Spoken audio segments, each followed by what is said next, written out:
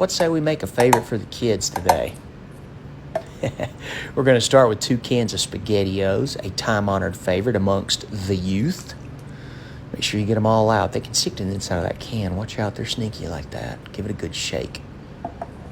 Now you want to make sure you cover the entire bottom of this 9x13 pan with your SpaghettiOs. You can either let it sort of settle or you can get a little aggressive with it. Spread it around with your spatula. That's what I did. Always do. Ain't nobody got time for those things to settle. Now, take your American cheese singles. We're going to unwrap and lay out 4 of those right quick. And bring out our crescent rolls. Now, you may or may not know where we're heading with this right now, so just bear with us. I promise you it's going to be wonderful. Now, raise your hand if you used to love these as a kid. Oh, my God. I could eat a whole canister of these myself once they came out of the oven, just piping hot and light as a feather. Now, we're going to use these just a little differently today. Instead of pulling them off in the triangles and twisting them into crescent rolls, we're actually going to keep these in the rectangle shape. There we go. See? Now, this is going to be the base for our cheesy blanket. Do you see where we're going yet? Exactly. So you lay 1 single here, 1 right behind it. These rectangles are actually the perfect size for these singles. Going to take a real sharp knife and cut that in half, okay? Because the dough is so delicate and it is so light, you're going to need a really sharp knife to separate that. See? Exactly. So you give that a real delicate trim. And then we're going to bring out the piggies. I wish I was an Oscar Mayer wiener. Because we're going to wrap these piggies in these cheesy blankets. So we're going to take 1 hot dog and put in the middle of each one of these. And then we're going to take that exact same super sharp knife that we had earlier and just slice these a little bit, just to make sure they get done just a little bit faster. We don't have to worry about as much blistering on the skin or any of that. Same on both of them, just a little bit of a diagonal cut. It'll also give them a nice little curl whenever they start to get nice and done. Beautiful. Now we're going to take these other 2 pieces of cheese and just lay it over the top of these others. Oh, before you do that, you want to turn them diagonal. And I'll show you why in just a minute. It's going to be real important the way we fold them up, okay? Great, almost there. There we go. Now we're cooking. And we're going to just fold them up. 1 corner here, 1 corner overlapping. Beautiful. Now then push that down to make sure that it stays together while you're cooking. Speaking of, we've preheated the oven to 400 degrees, and we're going to be baking these for 20 minutes, okay? Just long enough for that crescent roll to get beautiful golden brown. Just put these little snoozing piggies down here in the bed. There you are. Movie Magic got us those other 2, so we've got a nice full plate. Good. And then, of course, more cheese, please. So we're going to go ahead and sprinkle that mozzarella over the top. It gives you a little bit more of a Mexican flavor. Oh, yes.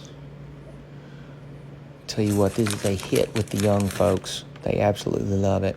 Between the SpaghettiOs and the pigs in a blanket, there is no losing combo in this at all. Ooh, 20 minutes later, and here we have it, the finished product. Oh, my gosh. And please let this sit for about 5 minutes because it is blazing hot right out of the oven, as you would expect. You can see the bubbles there in the soup of the SpaghettiOs. And you're going to look at 4 large servings or 8 kid-sized servings for this. You just cut those little piggies in half and smother them in pescattios. Isn't that nice? Eat up, y'all. Enjoy.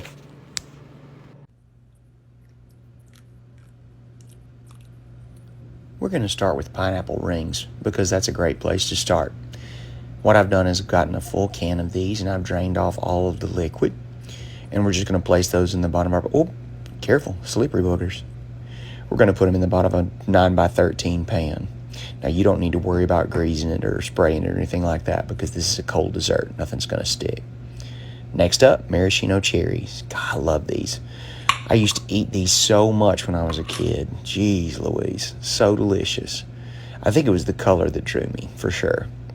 But you'll place one of these little guys right in the center of each one of these pineapple rings. Exactly. Hey, watch that juice, okay? Because it will stain literally everything. Fingers, clothes, any of it. So please be be very careful with this whenever you're putting these into your dessert. Nice. God, I love the way that looks. Any kind will do. I got mine from Walmart. Next up, we got a can of chunky mixed fruit, also known as fruit cocktail. Same with this. We're first going to drain all that liquid off, and then we're just going to spoon this into the areas that are left empty at the bottom of our dish. It's real easy. Now, these are big chunks. Just depends on what you like. I prefer it like this. It has a tendency to stay firmer when the pieces are larger like this, so this is the kind I like. But if you prefer with the smaller chunks, that's absolutely up to you. But I love these with the pears and the peaches. And then, of course, more of those cherries because I absolutely love them. They make for a beautiful pop of color. And they're so tender, and you can just bite-size it. You don't have to worry about eating those in pieces. There we go. And again, just fill the entire bottom of your dish just to make sure that it's got all the fruit down there at the bottom.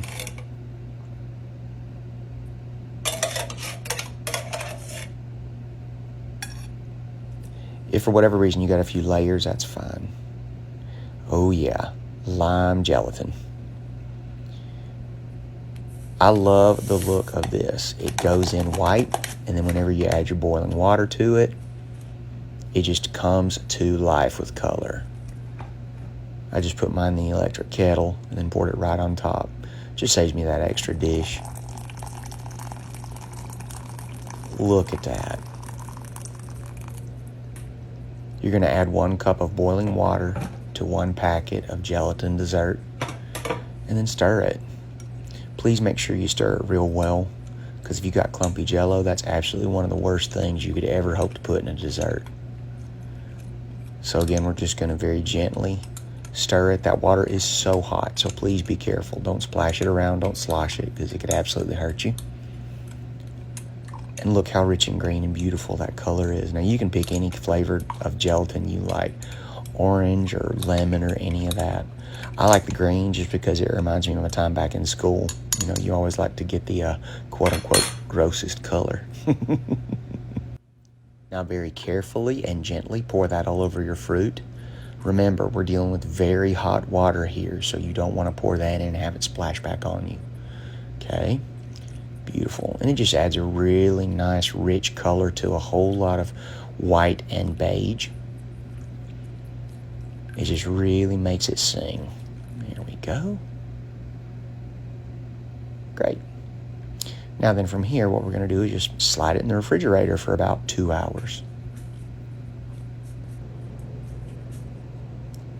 There we are. Our gelatin is solidified. Now on the package, it'll tell you want to get 1 pack of boiling water and 1 pack of cold water.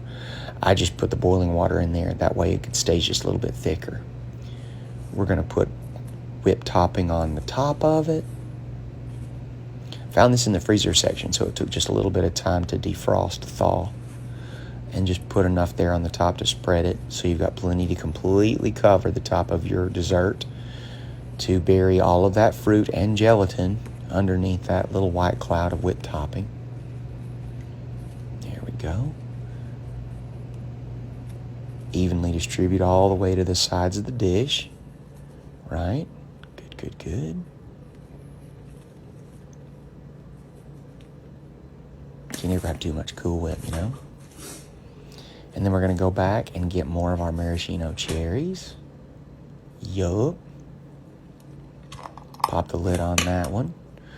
And just sprinkle those all over the top. Don't worry about those little dollops of juice. It's like, oh no, you're getting the red all over that. Well, you know, we're not exactly finished yet, so we've still got one more step after we finish placing our cherries, so I wouldn't worry myself too much about that. There we go.